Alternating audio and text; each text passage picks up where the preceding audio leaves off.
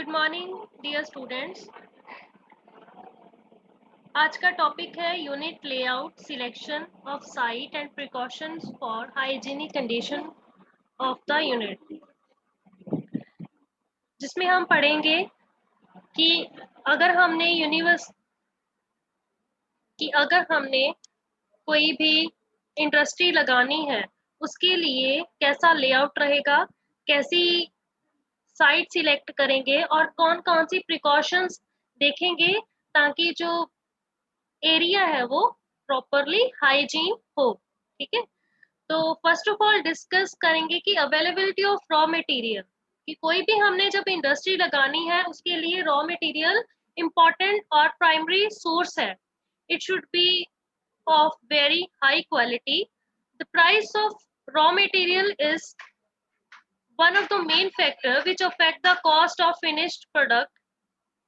In India, the price of fruit and vegetable is quite high in the beginning of season, but there is a glut when plenty of raw material of excellent quality can be purchased at low cost. ठीक है, next है site and building. First हमने देख लिया कि कैसा होना चाहिए रॉ मटेरियल, है ना, कि अवेलेबिलिटी कब हो रही है रॉ मटेरियल की।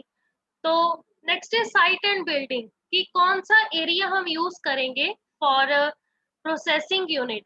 पहली बात कि वो नियर टू मार्केट होना चाहिए और नियर टू ग्रोइंग एरिया होना चाहिए, ताकि ट्रांसपोर्ट का जो प्रॉब्लम होती है ना, सम टाइम प्रॉब्लम काफी आती है ट्रांसपोर्ट की, कि उस वजह से कोई भी दिक्कत ना आए। ठीक है, तो नियर होना चाहिए। तो जो साइट होनी चाहिए वहां पे adequate amount of water supply होनी चाहिए और इनफ स्पेस हो, ताकि प्रॉपरली जो जो पैनल्स होंगे वो प्रॉपरली हम मैनेज करें, कोई भी कंजेशन ना हो। ठीक है, कि अगर हमने फर्दर मान लो कि हमने पहले लो लेवल पे स्टार्ट किया कोई भी प्लांट, है ना, ज्यादा कमर्शियल पे नहीं किया, लो लेवल पे किया, देन फर्दर अगर हमने एक्सपेंड करना है तो वहां पे इनफ स्पेस होनी चाहिए, इनफ एरिया होना चाहिए, ताकि हम कोई भी एक्सपेंड कर सके। ठीक है, नेक्स्ट है कि receiving end storage section. Receiving end storage section कौन सा एरिया होगा जहां पे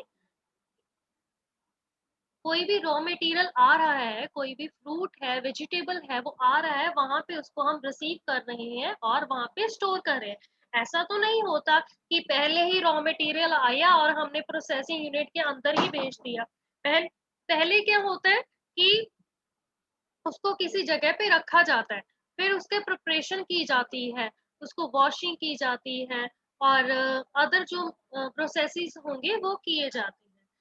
तो एरिया है, रिसीविंग एरिया है, वो डिपेंड करता है कि कैसा है नेचर रॉ मटेरियल का, कि वो प्रॉपरली राइपन है या अनराइप है। अगर अनराइप है तो हम उसको राइपन होने के लिए थोड़ा रखेंगे, जो क्लाइमेटिक फ्रूट्स होते हैं जनरली उनके लिए। ठीक है, नेक्स्ट है प्रिपरेशन सेक्शन। प्रिपरेशन सेक्शन में क्या होता है कि उसके लिए ग्रेटर एरिया चाहिए होता है। ठीक है, और वहां पे प्रॉपरली सैनिटाइजेशन करनी चाहिए। क्यों? ताकि कोई भी स्पॉलेज ना हो सके, क्योंकि स्पॉलेज है वो किसकी वजह से होती है? बैक्टीरिया, फंजाई, इन सब चीजों की वजह से स्पॉलेज होती है।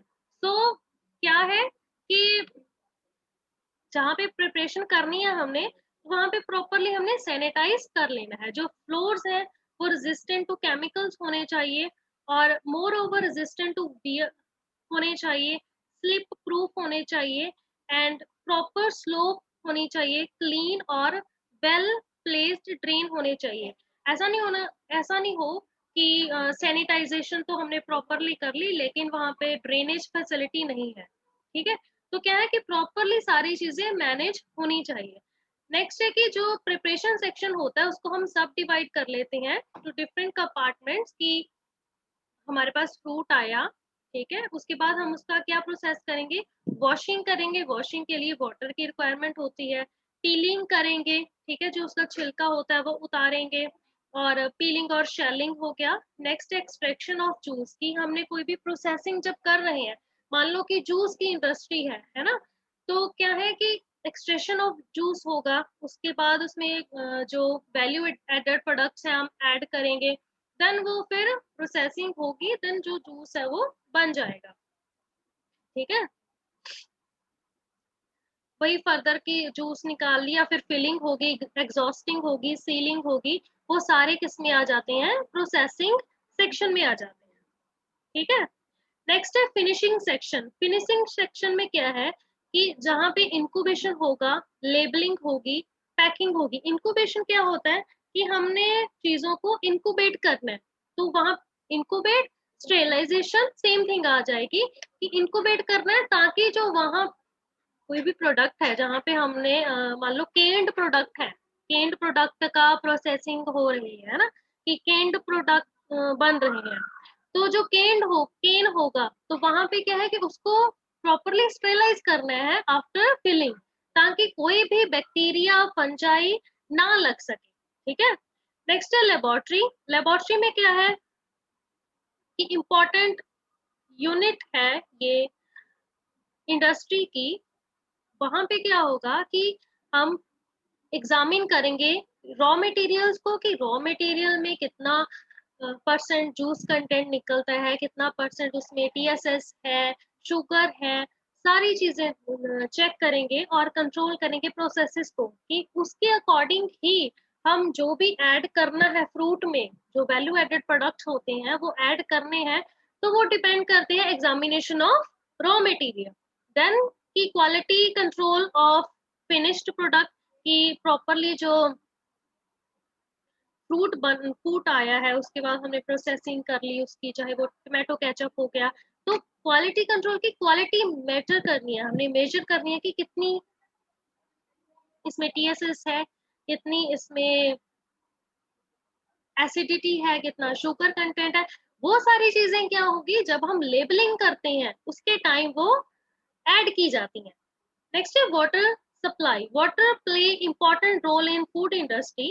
It is used to substantial quantities for cleaning of equipment, floors and walls, washing and preparation of raw materials, preparation of brine and syrup. brine और syrup होता है, जो brine solution है वो हम vegetables के लिए बनाते हैं, और syrups है वो fruits के लिए बनाते हैं। ठीक है, नेक्स्ट ब्लांचिंग हो गया, cooling of processed cans, steam generation, ये सारी चीजें।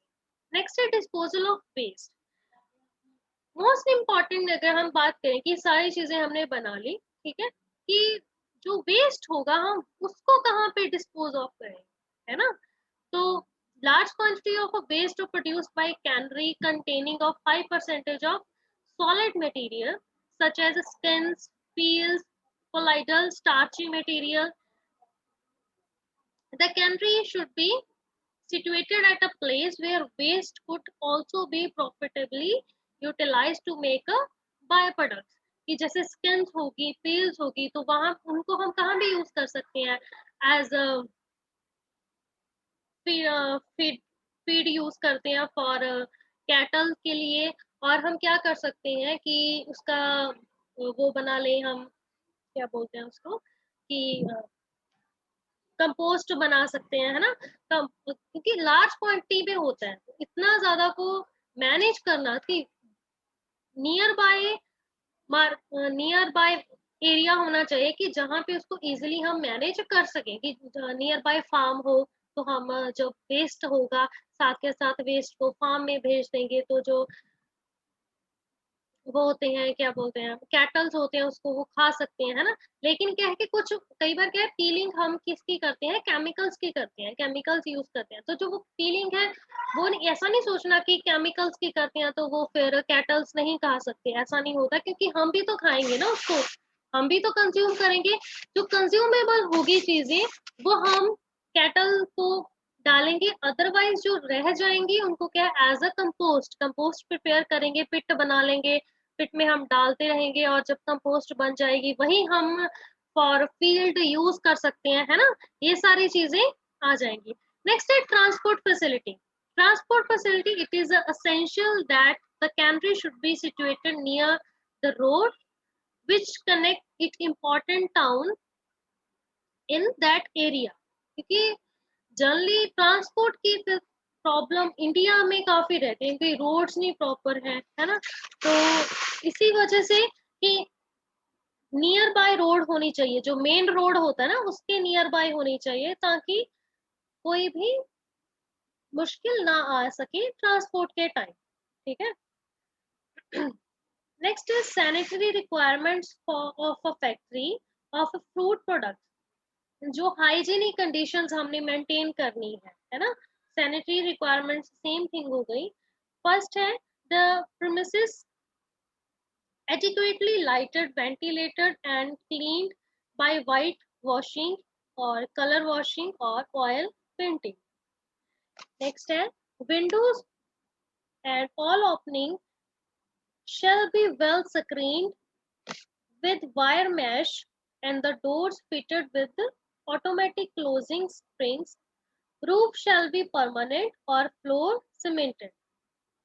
कि जो स्क्रीन होती है वो वायर मैश होनी चाहिए, क्योंकि अगर प्रॉपरली जो विंडोज है ना, स्क्रीन्स होंगी वहां पे मैश नहीं लगी होगी तो क्या होगा कि इंसेक्ट अंदर आएंगे देन वो फिर स्पॉइलेज करेंगे।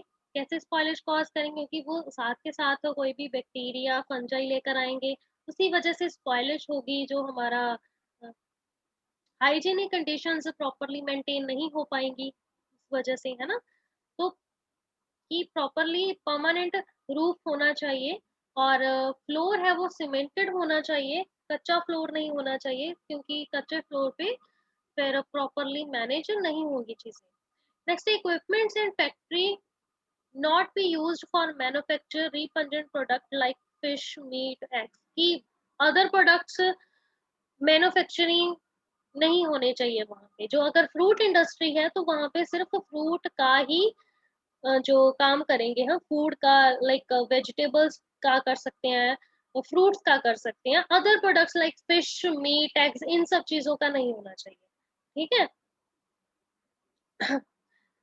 The premises located in sanitary place where with opening soundings, preferably industrial area or estates, communicated not directly with the residents। की जो रेजिडेंशियल एरिया होगा वहां पे हम कम्युनिकेशन नहीं करना है ना। कम्युनिकेशन गैप होना चाहिए कि जो एरिया है वो इंडस्ट्रियल एरिया में, जो हमें जहाँ पे इंडस्ट्री लगाएंगे वो हमने देखना है कि इंडस्ट्री एरिया में ही लगे और स्टेट में ही लगे। ठीक है, रियल स्टेट्स होती हैं जैसे। Adequate arrangement for cleaning equipments, machinery, containers, tables, raw material shall be provided. Copper, brass or iron equipments, container or vessels are not permitted. The water used shall be potable. Adequate drainage system and provision for disposal of reuse shall be made. Sufficient number of latrine urinals should be provided for the workers. Wherever cooking is done on open fire, proper outlet for smoke, steam, like chimney, exhaust fan should be provided. The worker engaged in the factory shall be healthy and shall be medically examined, inoculated, vaccinated whenever required. ऐसा नहीं होना चाहिए कि जो worker काम कर रहा है वही बीमार है ना, कि वही कुछ जो डिजीजेस अपने साथ लेकर आ रहा है और वो प्रोडक्ट बना रहा है, उसी प्रोडक्ट में फिर आगे आगे फर्दर जो चीजें हैं वो स्प्रेड होंगी। जैसे आजकल कोरोना का बहुत ज्यादा चल रहा है ना। तो कि प्रॉपरली वैक्सीनेटेड हो जो वर्कर्स काम कर रहे हैं, और उनकी एग्जामिनेशन मेडिकली जो वो प्रॉपरली फिट हो और एग्जामिनेशन होती रहे, ताकि कोई भी आगे फर्दर ऐसी कोई भी मुश्किल ना आए। ठीक है। The worker engaged in the factory shall be healthy, the worker shall be provided with aprons, headwear, gloves or shall be personally neat and tidy। कि जो काम कर रहे हैं उनके लिए प्रॉपर एप्रन होने चाहिए और हेडवियर होने चाहिए कोई भी, क्योंकि हेडवियर तो जरूरी है ना, कि बाल वगैरह ना आ जाए, कि क्वालिटी डिटोरेट होती है और कुछ नहीं होता, इससे क्या होगा, क्वालिटी डिटोरेट होगी। ठीक है। Satisfactory hygienic conditions are also maintained during processing in order to protect the product from bacterial contamination for the routine bacteriological control of the plant or factory. Count on utensils, equipments, working surfaces, walls, floors are regularly carried out and result tabulated or recorded on chart to be an immediate indication of any change. The counts are used to check the sanitary condition of plant. If sanitary condition of manufacture are to be passed as being good, the general bacterial count must be low. In addition, periodic inspection of plant is made by trained inspector to make sure the adequate hygienic standards are maintained. ये था आपका topic unit layout, छोटा सा topic था और इतना मुश्किल भी नहीं था क्योंकि हमें पता ही है ऑलमोस्ट कि कैसा रिक्वायरमेंट होनी चाहिए, क्योंकि डेली लाइफ में भी अगर हम घर में भी कुछ खाना बनाते हैं तो वही चीजें वहां पे काम आती है। तो मेन चीज होती है क्वालिटी स्टैंडर्ड्स और हाइजीनिक कंडीशन। अगर क्वालिटी अच्छी होगी किसी भी प्रोडक्ट की तभी क्या है वो हम ज्यादा से ज्यादा लोग उसको बाय करेंगे। हम प्रोसेसिंग क्यों करते हैं, वैल्यू एडेड प्रोडक्ट क्यों करते हैं? पहली बात कि उसमें टेस्ट ऐड हो जाता है, सेकेंडली शेल्फ लाइफ इंक्रीज हो जाती है और थर्ड वन कि उसका प्राइस भी इंक्रीज हो जाता है ना। कि हम कोई भी फ्रेश फ्रूट लेकर आ रहे हैं मार्केट से उसका प्राइस ज्यादा होगा या फिर जो प्रोसेस्ड होगा उसका फ्रूट प्राइस ज्यादा होगा। मोर ओवर कि ऑफ सीजन में सभी जूसेस वेजिटेबल्स फ्रूट्स की अवेलेबिलिटी होती है ड्यू टू प्रोसेसिंग प्लांट्स। अगर प्रोसेसिंग प्लांट्स नहीं होंगे, जूसेस नहीं होंगे, जो प्रोसेस्ड जूस होते हैं, कॉर्डियल्स होते हैं, स्क्वैशेस होते हैं, है ना, अगर वो नहीं होंगी तो हमें ऑफ सीजन में फ्रूट जूसेस अवेलेबल नहीं हो पाएंगे। अगर हमने अभी जैसे गर्मियों में मैंगो आता है लेकिन हम through out the year mango juice पीते हैं, फ्रूटी पीते हैं, कैसे पीते हैं? क्योंकि प्रोसेसिंग यूनिट की वजह से। ठीक है, तो ये था आपका टॉपिक और थैंक्स अ लॉट।